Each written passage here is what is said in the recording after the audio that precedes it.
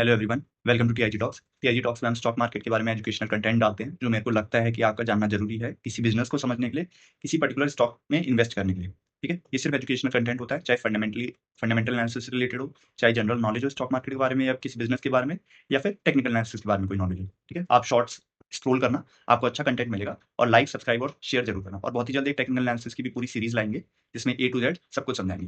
ठीक है, सो आज का टॉपिक स्टार्ट करते हैं। आज हमारा टॉपिक है real estate and stock market. इनके बीच का रिलेशन फाइंड करेंगे, कैसे ये दोनों सिमिलर है बट सिमिलर नहीं भी है।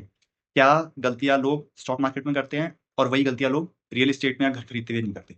ठीक है, जब भी आप घर खरीदते हो ना, तो 10 लाख, 20 लाख, 1 करोड़, 10 करोड़ ऐसे रुपए लगाते हो। 5,000, 10,000, 20,000, 1 लाख, 5 लाख से घर नहीं आता है ना। कम से कम 20 लाख का तो होता ही है आजकल भी एक घर भी, चाहे आप एक कमरे का ही क्यों ना खरीदो। ठीक है, जबकि स्टॉक स्टॉक आप 10 रुपए का भी खरीद सकते हो, 20 रुपए का भी, और करोड़ तक के भी। ठीक है, अब क्योंकि स्टॉक स्टॉक अपना घर खरीदने में कोई भी इतना पैसा लगाता है तो वो एनालाइज जरूर करता है उसको। और कोई भी घर जो है एक दिन दो दिन में फाइनल करनी नहीं करता। हर कोई जो है 2 महीना 3 महीना आसपास देखेगा, कम से कम 1 महीना तो देखेगा। बढ़िया एनालाइज करेगा उसको कि आसपास लोकेलिटी कैसी है, हॉस्पिटल्स है, पार्क्स है, और जो जो भी उसकी नीड है वो सब है या नहीं है, और तब जाके वो घर खरीदेगा। क्योंकि उसने इतना एनालाइज करा है, इतना देखा है आसपास का एरिया, 2 महीना उसके बारे में स्टडी करा है पूरा। ठीक है, तो कभी भी उसकी जो इन्वेस्टमेंट है वो आगे चल के नेगेटिव रिजल्ट नहीं देती, उसको हमेशा पॉजिटिव रिजल्ट ही देती है।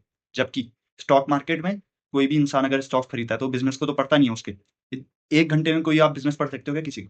1 घंटे के अंदर अंदर इंसान जो है वो खरीद, 1 घंटा भी कहाँ, 10 मिनट, 10 मिनट देखेगा उसको और वो खरीद लेगा, स्टॉक खरीद लेगा।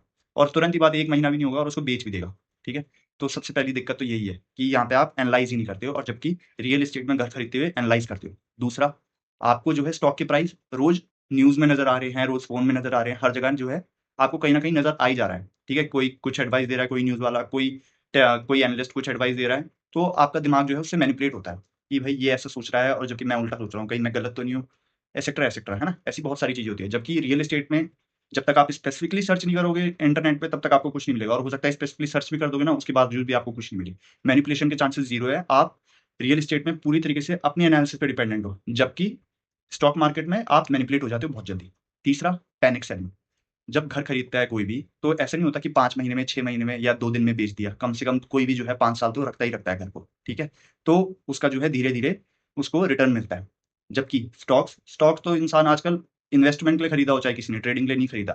वो इंसान आजकल उसको दिखेगा कि भाई इसने 1 महीने में प्रॉफिट नहीं दिया, थोड़ा-सा 5% नेगेटिव में चल रहा है, वो इसको पैनिक सेलिंग करके बेच देगा। तो सबसे बड़ी दिक्कत ये भी है। तो आई होप आपको आज की वीडियो समझ आई होगी। आपको पता चला होगा कि कैसे रियल एस्टेट में जो चीज़ करते हैं सेम वही चीज़ यहाँ भी करोगे तो काम आएगी स्टॉक मार्केट में भी। सो आई होप आपको बढ़िया लगा होगी आज की वीडियो। लाइक करना, सब्सक्राइब करना एंड शेयर करना टीआईजी टॉक्स। Thank you.